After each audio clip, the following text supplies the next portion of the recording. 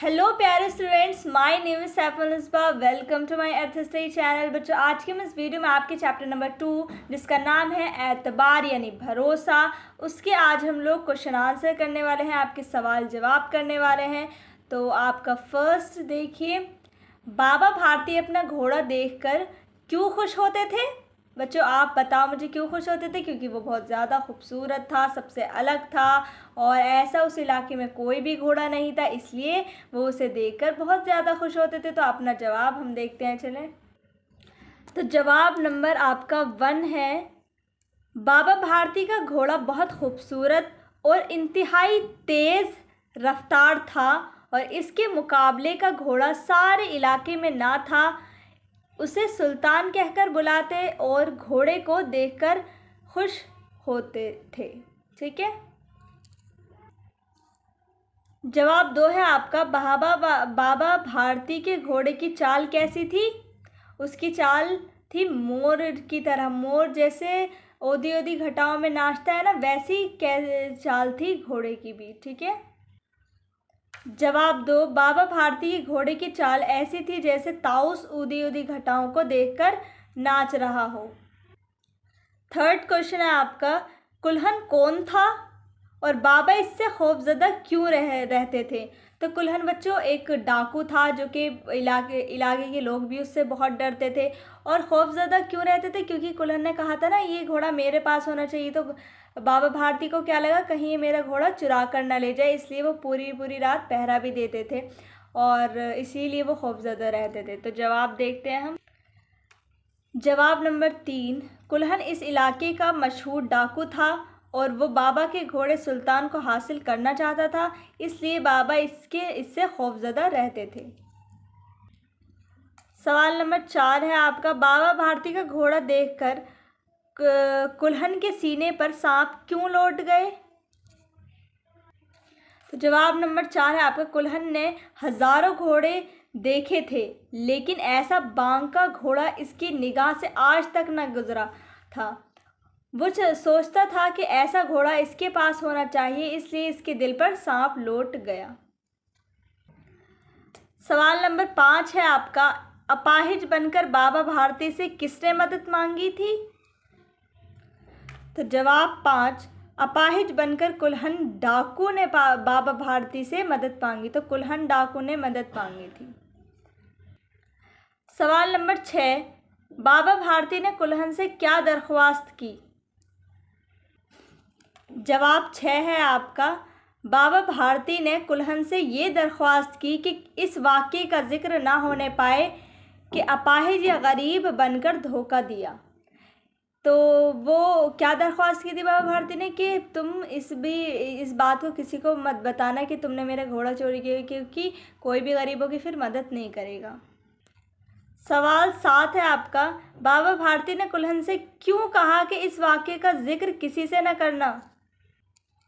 तो जवाब 7 है आपका, क्योंकि अगर लोगों को इस वाक़ये का इल्म हो गया तो वो किसी गरीब पर एतबार ना करेंगे, इसलिए बाबा भारती ने कुल्हन से इस वाक़ये का जिक्र किसी से ना करने को कहा। सवाल 8 है आपका, कुल्हन ने बाबा भारती के बारे में क्या सोचकर घोड़ा इनके अस्तबल में बांध दिया? बाबा साहब ने अपने ज़ाती नुकसान को इंसानियत के नुकसान पर कुर्बान कर दिया। ऐसा आदमी नहीं, फरिश्ता है, फरिश्ता ही कर सकता है। ये सोचकर कुल्हन ने रात को घोड़ा बाबा के अस्तबल में बांध दिया। इससे ये पता चलता है कि हम अगर अच्छा करेंगे तो हमारे साथ भी अच्छा ही होगा। सवाल नंबर 9 है आपका, अपने घोड़े को वापस पाकर बाबा भारती ने क्या कहा? जवाब नंबर 9, अपने घोड़े को वापस पाकर बाबा ने कहा कि अब कोई गरीबों की मदद करने से इनकार ना करेगा। अब देखिए ये वाला, सही जुमलों पर सही और गलत पर गलत का निशान लगाएं। अब हम दूसरा देखते हैं अपना, ये आपका दूसरा पार्ट है। पहला दिया गया है आपको, कुल्हन अपने इलाके का एक शरीफ इंसान था। तो कुल्हन बच्चे एक डाकू था, वो शरीफ कैसे हो सकता है? तो ये गलत है, ये चीज़ गलत कही है यहाँ पर, तो यहाँ पर गलत का निशान। जो भी बाबा के घोड़े को एक बार देख लेता, इसके दिल पर इसकी सूरत नक्श हो जाती थी, यानी छप जाती थी उसकी सूरत, याद रहती थी लोगों को उसकी सूरत। तो सही बिल्कुल। बाबा भारती का घोड़ा इस तरह चलता था जैसे ताउस ऊदी ऊदी घटाओं को देखकर नाच रहा हो। तो बिल्कुल सही सेंटेंस है ये। एक अपाहिज दरख्त के साए तले पड़ा आराम कर रहा था। नहीं, आराम नहीं कर रहा था, वो कर्रा रहा था, रो रहा था। वो कौन था? डाकू था, जो कि एक्टिंग कर रहा था। लोगों को अगर इस वाक़ई का इल्म हो गया तो हर गरीब पर एतबार करने लगेंगे। तो गलत है ये सेंटेंस भी गलत है। बाबा भारती को हर वक्त कुल्हन का ख़तरा लगा रहता था। बिल्कुल। घोड़े ने अपने मालिक के कदमों की चाप को नहीं पहचाना। ये गलत बात है, क्योंकि घोड़े ने पहचान लिया था अपने मालिक के कदमों की आहट को। ठीक है।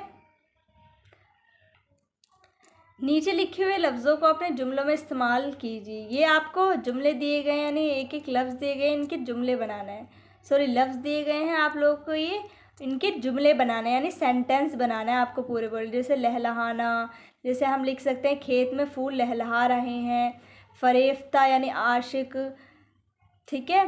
खौफ कि मुझे जो है ना शेर से बहुत खौफ आता है, या फिर कुछ भी, भूत से कुछ भी लिख सकते हैं आप अपने तरीके से। मेहरबानी, किस्मत। मुद्दत यानी बहुत लंबे समय को हम मुद्दत कहते हैं। बेपरवाह, दरख्वास्त यानी किसी से रिक्वेस्ट करना। कुव्वत यानी ताकत, एहतियात। ठीक है। तो ये रहे आपके अल्फाज और ये जुमलों में इस्तेमाल। लहलहाना, पेड़ों का लहलहाना खूब लुत्फ़ देता है। फरेफ्ता, लोग सुल्तान घोड़े की चाल पर फरेफ्ता थे, यानी आशिक थे। खौफ, डाकू का खौफ लोगों के दिल में बस गया। मेहरबानी, मेहरबानी करके ये बात किसी से ना कहें। किस्मत, हर शख्स अपनी किस्मत आप बनाता है, यानी खुद बनाता है। मुद्दत यानी ज़रा सा इंतज़ार भी एक मुद्दत मालूम होती है। बेपरवाह, बाबा भारती कुछ हद तक बेपरवाह हो गए।